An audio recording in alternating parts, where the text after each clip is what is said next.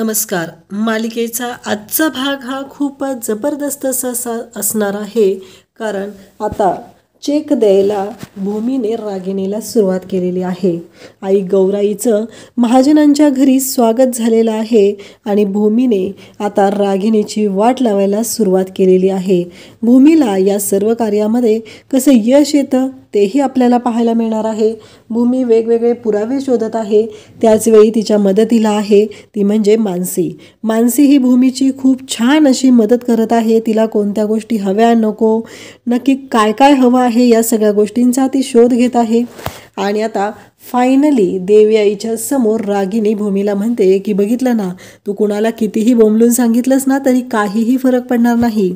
शेवटी आकाश हा माझा झालेला आहे आणि तुझा नवरा तुझं काहीही ऐकणार नाही. काही झालं तरी आकाशला मी माझ्या बाजूने वळवण्यामध्ये मला यश मिळालेलं आहे. हे सगळं रागिणी बोलत असते. त्यामुळं आता तुझं नातं कसं टिकवायचं याचा विचार तुला करावा लागणार आहे. हे सगळं भूमीला बोलत जात असतं. भूमीने मात्र ठरवलेलं असतं काहीही झालं तरी ह्या रागिणीची वाट लावायची आहे हे तर नक्कीच आहे. जिने माझ्या आणि आकाशच्या आयुष्यातील 1 वर्ष वाया घालवलेलं आहे, त्याचबरोबर आकाशच्या आयुष्यातील 6 वर्ष जिनं वाया घालवलेले आहेत, त्या रागिणीला मी जन्माची अद्दल घडवणार हे सगळं भूमीने ठरवलेलं असतं. काही झालं तरी भूमी आता देवी आईच्या समोर आकाश आणि भूमीचा फोटो जाळणाऱ्या रागिणीच्या हातातून तो फोटो हिसकावून घेते आणि त्या रागिणीचा हात तसाच दिव्यावरती धरून ठेवते आणि म्हणते की आता कळेल नक्की काय होतं ते, तुमचा अहंकार ठेचला गेल्यानंतर. ही दिवाळी ही आकाशच्या आयुष्यातली षडयंत्रमुक्त दिवाळी असणार आहे आणि ती मी घडवणार आहे. भूमीने रागिणीची वाट लावायला सुरुवात केलेली आहे. आता पुढचे भाग हे खूपच जबरदस्त असणार आहेत. रागिणीला भूमी कशी चेक देते आणि तिला जन्माची अद्दल कशी घडवते हे आपल्याला पाहायला मिळणार आहे. माझा आवाज थोडासा खराब झालेला आहे, त्यामुळं थोडासा तुम्हाला त्रास होत असेल त्याबद्दल मी तुमची माफी मागते. पण पूर्ण एपिसोडचा रिव्ह्यू हा डिटेलमध्ये देण्याचा मी प्रयत्न केलेला आहे.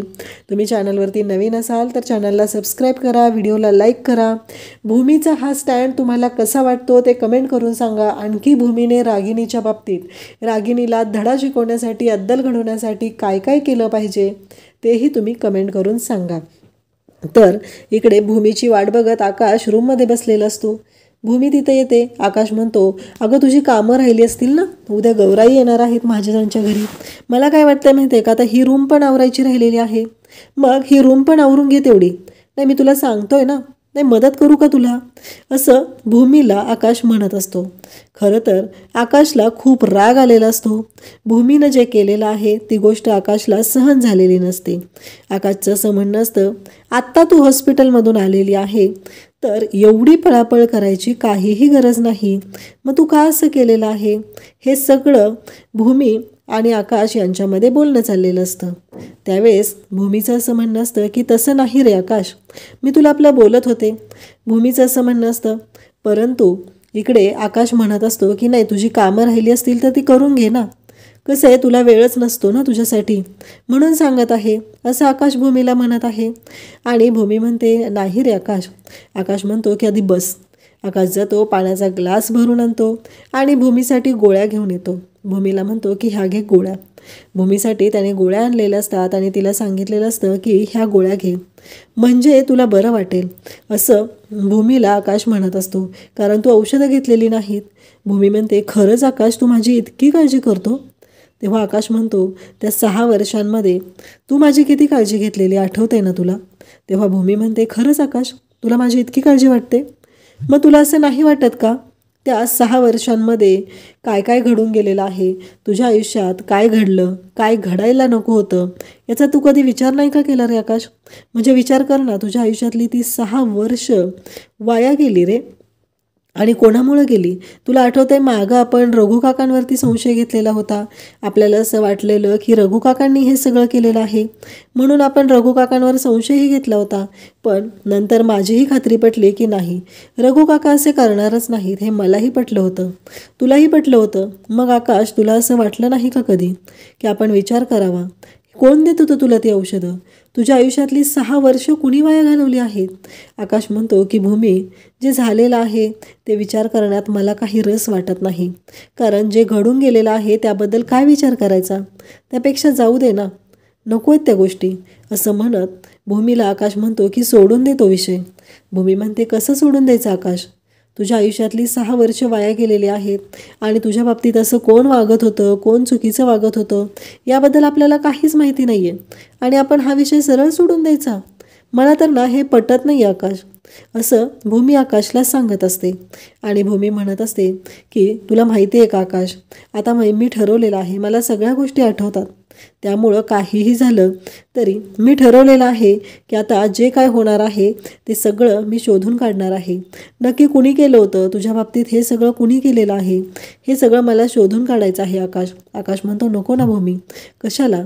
भूमी म्हणते, आकाश जरा आठवण्याचा प्रयत्न कर. काय काय घडलेलं होतं, तुला कोणत्या कोणत्या गोष्टींचा त्रास सहन करायला लागलेला आहे, या सगळ्या गोष्टी तू आठवण्याचा प्रयत्न कर आकाश, ते गरजेचं आहे. भूमी आकाशला सांगत असते, त्याला जागं करत असते. आपण रघु काकांवर संशय घेतला. रघु काकांनी मरताना काही मला सांगण्याचा प्रयत्न केलेला आहे. तांडेलने पण सांगण्याचा प्रयत्न केला. तांडेलचा जीव गेला, रघु काकांचा जीव गेला आणि रघु काकांनी आपल्यासाठी एवढं सगळं केलेलं आहे आणि तरीही आपण रघु काका आपल्याला काय सांगायचा प्रयत्न करत होते ते शोधायचंही नाही का? नक्की काय घडलेलं असेल? तुला असं वाटत नाही आहे का आकाश? आपण त्या गोष्टीचा शोध घेतला पाहिजे. हे सगळं भूमी बोलत असते. भूमी म्हणत असते की काही झालं तरी आकाशला त्याची मेमरी परत आणायचीच आहे, हे भूमीने ठरवलेलं आहे आणि आकाशची मेमरी परत आणण्यासाठी भूमीला जे काही करता येणार आहे ते सगळं भूमी करणार आहे. भूमीनं मनाशी ठरवलेलं आहे की ह्या रागिणीला मी जन्माची अद्दल घडवणार आहे. तिने माझ्या आकाशची खेळ केलेला आहे, आकाशच्या आयुष्याचं वाटोळ केलेलं आहे. आकाशबरोबर तिनं जे वागलेली आहे त्या सगळ्या गोष्टींची शिक्षा तिला भोगावी लागणार आहे. इकडे भूमी विचार करत असते, आकाशला प्रत्येक गोष्ट विचारत असते. नक्की तुला आठवतंय का? तेव्हा भूमी आकाशला म्हणत असते की तुला माहिती आहे का आकाश, तुला औषधं कोण द्यायचं? तेव्हा आकाश सांगतो की रघु काका. त्यावेळेस भूमी म्हणते की रघु काकांनी हे केलेलं नाही हे आपल्याला माहिती आहे. ज्यावेळेस रघु काका नसतील त्यावेळेस तुला औषधं कोण द्यायचं? तेव्हा इकडे आकाश म्हणतो की तेव्हा मला आई औषधं द्यायची. तेव्हा भूमी म्हणते की मग मला अजून सांग, तुझी औषधं कोण आणायचं? डॉक्टर कोणी आणलेले होते? डॉक्टरनी प्रिस्क्रिप्शन कोणाकडे दिलं होतं? मेडिकलमधून औषधं कोण मागवायचं? तेव्हा आकाश म्हणतो की आई. तेव्हा भूमी म्हणते, तुझ्या लक्षात येत नाही आहे का आकाश? मी तेव्हा तिला आत्तू म्हणायचो असं आकाश सांगतो. भूमी म्हणते, तुझ्या लक्षात येत नाही आकाश, तू विचार करायचा प्रयत्न करत नाही आहे नक्की काय घडत होतं ते. तू असं का वागतोय आकाश? असं भूमीचं म्हणणं असतं. भूमी आकाशला समजवण्याचा प्रयत्न करत असते. तेव्हा आकाश म्हणत असतो की नाही भूमी, काहीतरी चुकीचा विचार करते तू. असं काहीही झालेलं नाही. अरे काहीही झालं तरी आत्तू माझ्याशी असं का वागेल, असं आकाशचं म्हणणं असतं. आणि आकाश म्हणत असतो की नाही, आत्तूने माझ्या बाबतीत असं काहीही केलेलं नाही. इकडे मानसी रूममध्ये आलेली असते. मानसीच्या डोक्यातून हे विचार काही जात नसतात. मानसीच्या डोक्यात एकच चक्र फिरत असतं की काहीही झालं तरी माझ्या ताईच्या बाबतीत जे झालेलं आहे ते मला म्हणजे ॲक्सेप्टच करत नसतं तिचं मन, की रागिणी आत्या म्हणजे आई असं वागू शकते अथर्वची? हे कसं शक्य आहे? का असं वागल्या असतील त्या? हा प्रश्न मानसीला सतावत असतो, तिला त्रास देत असतो. तिला या प्रश्नांची उत्तरं शोधायची असतात. तिला या प्रश्नांची उत्तरं मिळत नसतात. तिला त्रास होत असतो. काही झालं तरी अथर्वची आई असं का वागली असेल? का तिने असं केलं आहे? इवन ताईला तिनं धमकीही दिली आहे, मानसीला जर काही सांगितलं तर मी मानसीलाही संपवेल, आकाशलाही संपवेल. आकाशच्या आईबाबांनाही त्यांनी संपवलेलं आहे. ताई एवढी रडत होती, मी कसं शोधू? मला काही करून ताईची मदत करायची आहे. या घराला, आम्हाला जी बाई संकटात टाकते, जी नाटक करते, तिला मला धडा शिकवायचा आहे. हे मानसीनेही ठरवलेलं असतं. तेवढ्यात अथर्व तिथं आलेला असतो. अथर्व खुश असतो. मानसीची मात्र चिडचिड होत असते. मानसी म्हणत असते की काय चाललंय अथर्व तुझं? अथर्व मात्र ऐकायलाच तयार नसतो. मानसी म्हणत असते की अथर्व बास झालं, माझा मूड नाही आहे. अथर्व म्हणतो, उद्या ना गौराई येणार आहेत. माझी बायको कशी मला गौराईसारखी नटलेली सजलेली मला हवी आहे. अथर्व तसं बोलत असतो. मानसी म्हणते, बासा अथर्व, माझा मूड नाही आहे, तुला माहिती आहे ना. तेव्हा अथर्व चिडलेला असतो आणि मानसीही चिडते. मानसी आणि अथर्वमध्ये पुन्हा आता वादाची ठिणगी पडायला सुरुवात झालेली असते. अथर्व मानसीला समजवण्याचा प्रयत्न करत असतो, परंतु मानसी मात्र ऐकण्याच्या मनस्थितीत नसते. तिला खूप राग आलेला असतो. तिला ही गोष्टच सहन झालेली नसते की अथर्वची आई माझ्या बाबतीत असं का करू शकते. आणि तिला आठवतं जेव्हा भूमी घराच्या बाहेर पडलेली होती तेव्हाही रागिणीने अथर्वला मानसीच्या विरोधात फितवलेलं होतं आणि मानसी आणि अथर्वचं नातं बिघडवून टाकलेलं होतं. ह्या गोष्टी मानसीला आठवत असतात. मानसी रागिणीच्या बाबतीत अथर्वला बोलायला गेलेली असते तेव्हा अथर्वला मात्र ही गोष्ट सहनच झालेली नसते. त्याचं असं म्हणणं असतं की तू काहीही बोलत आहे, माझ्या आईच्या बाबतीत चुकीचं बोलत आहे, असं अथर्व मानसीला म्हणालेला असतो. आणि मानसी मात्र शांतपणे तेव्हा तिने सहन केलेलं असतं. तिला हे म्हणायचं असतं की तुझ्या आईने हे चुकीचं वागलेलं आहे, पण अथर्वने मात्र ती गोष्ट ॲक्सेप्टच केलेली नसते आणि ती गोष्ट मानसीला आठवते. मानसी विचार करू लागते की काही झालं तरी मला अथर्वच्या आईबद्दल त्याच्याशी आता काहीही बोलायचं नाही, कारण जर मी त्याच्याशी या विषयावर काही बोलले तर खूप मोठा अनर्थ होणार आहे, असं मानसीचं म्हणणं असतं. आणि मानसी शांतच राहते. इकडे भूमी आणि आकाशचं बोलणं सुरू असतं. भूमी चांगल्या पद्धतीने आकाशला गोष्टी समजवत असते. तिचं असं म्हणणं असतं की काहीही झालं तरी अथर्वच्या बाबतीत जे घडलेलं आहे ते पुन्हा घडायला नको, म्हणून भूमी प्रत्येक गोष्टी ह्या विचारपूर्वक करत असते. ती म्हणत असते की काहीही झालं तरी आत्ता मला ह्या गोष्टी ज्या आहेत त्या वेगळ्या पद्धतीने हँडल करायच्या आहेत. म्हणून भूमी ही आकाशशी बोलत असतानाच तिथे रागिनी येते आणि रागिनी म्हणते, सॉरी आम्ही डिस्टर्ब केलं, तुम्ही दोघं बोलत होता ना, पण काय करणार ना, माझं मन राहवलं नाही. मी न गुरुजींकडे नवस बोलले होते, आकाश तू सुखरूप बरा असावा राहावा यासाठी, आणि त्या गुरुजींनी जो धागा दिलेला आहे ना तो धागा घेऊनच मी तुम्हाला द्यायला आले होते, असं रागिनी म्हणत असते. आणि तो धागा ती आकाशच्या हातावरती बांधून देत असते. तेव्हा मात्र भूमीला खूप राग आलेला असतो. भूमीला ही गोष्ट काही सहन होत नसते, कारण रागिनी किती नाटकी बाई आहे हे भूमीला चांगलंच माहिती असतं. आणि आकाश मात्र त्या नाटकांना बळी पडत असतो. त्यानंतर आपल्याला पाहायला मिळतं की भूमी हे सर्व पाहत असते आणि तिच्या लक्षात आलेलं असतं की रागिनीला आता भीती वाटू लागलेली आहे. म्हणूनच रागिनीनं हे कारस्थान आता पुन्हा समोर आणून येऊ नये यासाठी हे सगळं नाटक सुरू केलेलं आहे. त्यावेळेस रागिनी म्हणते की काय बोलत होता रे तुम्ही, हे सुरक्षा कवच म्हणून धागा आणलेलं आहे तुझ्यासाठी मी. तेव्हा आकाश म्हणतो की अगं रागिनी आत्या, ती मला औषधं दिली जात होती ना, त्याबद्दल भूमी माझ्याशी बोलत होती, तिला आता गोष्टी आठवत आहेत ना, पण मी तिला सांगितलं की माझी आई हे माझं सुरक्षा कवच आहे, त्यामुळं मला कोणत्याही गोष्टींची काळजी करायची काहीही गरज नाही. आणि मग रागिनी म्हणते, अरे मी त्यावेळेस FIR नोंदवली होती आणि ती FIR आता माझ्याकडे त्याची सॉफ्ट कॉपी पण आहे, मी तुला ती पाठवून देईल, एकदा चेक कर. पोलीस आले होते, आपल्या घरात सगळं चेक केलं होतं, पण आपल्या घरात कुठे काहीही मिळालं नव्हतं पोलिसांना. FIR तर नोंदवलेली आहे, त्यामुळं तुला जेव्हा हवी तेव्हा तू चेक कर. आणि मग आकाश इकडे रागिनीच्या खांद्यावर हात ठेवतो आणि म्हणतो, बघितलंस भूमी, ही माझी आई आहे जी मला काहीच होऊ देणार नाही, मला कोणत्याही सुरक्षा कवचाची गरज नाही, कारण माझी आई ही माझ्यासोबत आहे आणि मला कोणतंही सुरक्षा कवच नाही मिळालं तरी चालेल, आई ही एवढी स्ट्रॉंगपणे माझ्या पाठीशी उभी आहे, असं आकाश भूमीला सांगत असतो. भूमीला म्हणत असतो की माझी आई इतकी स्ट्रॉंग आहे ना, ती माझ्या पाठीवर तिचा हात आहे, माझ्या डोक्यावर तिचा हात आहे, तोपर्यंत मला कोणी काहीही करू शकणार नाही, असं आकाश भूमीला सांगत असतो.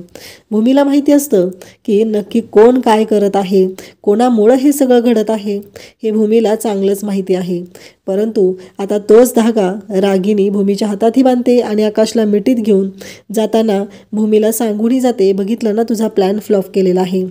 दुसऱ्या दिवशी घरी आता गौराई आलेल्या असतात. महाजनांच्या घरी गौराईंचं स्वागत झालेलं असतं आणि गौराईची आरती केली जात असते. सर्वजण आरतीसाठी हॉलमध्ये जमलेले असतात. भूमी मात्र गौराईकडे एकच वचन मागत असते, एकच मागणं मागत असते की ह्या रागिणीचा पर्दाफाश करण्यासाठी मला शक्ती दे. काही झालं तरी भूमीला या गौराईंच्या समोर हे मागणं मागायचं आहे आणि रागिणीची वाट लावायची आहे. रागिणीने या घराला पोखरलेलं आहे हे भूमीला चांगलंच माहिती आहे. सगळेजण आरती करत आहेत. घरातली मोठी सून भूमी आहे, भूमीला तो मान मिळालेला आहे. घरी गौराई बसवलेल्या आहेत, पूजा सुरू आहे. मानसीच्या डोक्यात मात्र भूमीने सांगितलेले प्लॅन सुरू आहेत. अथर्वला मात्र मानसीचा राग आलेला आहे, त्याच्या चेहऱ्यावरती तो राग स्पष्ट दिसत आहे. आणि भूमी गौराईच्या समोर हात जोडून मागणं मागत आहे की हे नाटक करणारी जी आई आहे, आईचं ढोंग घेऊन बसलेली जी बाई आहे, तिचा पर्दाफाश करायची ताकद तू मला दे. काही झालं तरी ह्या रागिनी पटवर्धनला धडा शिकवलाच पाहिजे. सगळ्यांच्या समोर तिचं हे जे नाटकी रूप आहे ते आणलंच पाहिजे. त्यासाठी आई गौराई मला तू ताकद दे असं म्हणत भूमी बोलत आहे. मनूकडे भूमीने आरतीचं तबक दिलेलं आहे आणि सांगितलेलं आहे की सगळ्यांना घरात आरती दे. आणि मग मानसी इकडे सगळ्यांना घरात आरती देण्यासाठी जात आहे. रागिनीकडेही ते येते. रागिनीकडे रागाने बघत असते, कारण तिच्या डोक्यात ते विचार सुरू असतात. भूमीने तिला सांगितलेलं असतं की काही झालं तरी मी तुला सांगितलं तर त्या तुला मारणार आहेत अशी धमकी त्यांनी मला दिलेली आहे. तेव्हा मात्र इकडे भूमीने हे सगळं बोललेलं मानसीला आठवत असतं. मानसीलाही वाईट वाटत असतं. काही झालं तरी या बाईचा पर्दाफाश करायचाच आहे असं मानसीनं ठरवलेलं असतं. तेव्हा भूमी मानसीला सांगते की मनू सगळ्या घरात धूप फिरव, सगळ्या घरात व्यवस्थित धूप फिरला पाहिजे असं बजावून सांगते. मानसी म्हणते की हो ताई. आता धुपाचं घेऊन मनू चाललेली असते आणि सावधगिरीने काम कर असंही सांगितलेलं असतं. मानसी धुपाचं घेऊन जात आहे आणि त्याचवेळी भूमी पुन्हा इकडे गौराईच्या समोर घंटानाद करून तिथे गौराईकडे मागणं मागत आहे. सांगत आहे की काहीही झालं तरी मला ह्या गोष्टी उलगडल्या पाहिजेत. काहीतरी मिळू दे आमच्या हाती. गौराई काहीतरी मिळू दे आमच्या हाती असं भूमीनं मागणं मागितलेलं आहे. आणि भूमी हे सर्व करत आहे, ते मनापासून करत आहे. इकडे मनू आता रघुकाकांच्या रूममध्ये आलेले आहे. तिथे येऊन कपाटामध्ये शोध घेत आहे. काही हाती लागतंय का ते पाहत आहे. तिला काहीही करून या सर्व गोष्टींचा उलगडा करायचा आहे. आणि मानसीला भूमीने सांगितलेलं आहे की कोणत्या गोष्टींचा कशा पद्धतीनं शोध घ्यायचा आहे. आणि मानसी त्याच पद्धतीनं सर्व गोष्टींचा शोध घेत आहे. आणि त्याचवेळी बॅगेमध्ये रघुकाकांचा मोबाईल तिला सापडतो आणि तो मोबाईल बंद झालेला असतो. मानसी म्हणते की हा मोबाईल डिस्चार्ज झालेला आहे. मग मानसी तो मोबाईल चार्जिंगला लावते तर मोबाईल चालू होतो आणि मानसी म्हणू लागते की चालू झाला फोन, यामध्ये काहीतरी मिळू दे. फोन चालू झालेला असतो. मानसी मोबाईलमध्ये नंबर शोधत असते आणि तिला कार मेकॅनिक या नावाने 2 नंबर मिळतात. आणि मानसी तो मोबाईल आणि ते नंबर घेऊन भूमीकडे येते. भूमी म्हणते काय झालं मनू सांगू लागते की भूमीताई हे बघ, हा मोबाईल होता आणि या मोबाईलमध्ये मला कार मेकॅनिकचे 2 नंबर मिळालेले आहेत. मला काहीतरी डाऊटफुल वाटत आहे. तेव्हा भूमी म्हणते काळजी करू नको मनू, सगळं व्यवस्थित होणार आहे. फक्त तू दरवाजात राहून या गोष्टींकडे लक्ष दे. मला कळलं पाहिजे नक्की काय झालेलं आहे कोणी आलं तर. त्यामुळं तू सावधगिरी बाळ. आपलं काय चाललेलं आहे घरात हे कोणालाही कळता कामा नये असं भूमी सांगत असते. आणि त्याचबरोबर भूमी आता इकडे फोन लावायला घेते. फोन लावल्यानंतर भूमीला तिकडं पहिला नंबर तिला बंद लागतो तर दुसऱ्या नंबरवरती कॉल लागतो. आणि भूमीच्या समोर 6 वर्षाच्या अपघाताचा आता उलगडा होत आहे. अशाच अपडेटसाठी चॅनलला सबस्क्राईब करा. थँक्यू.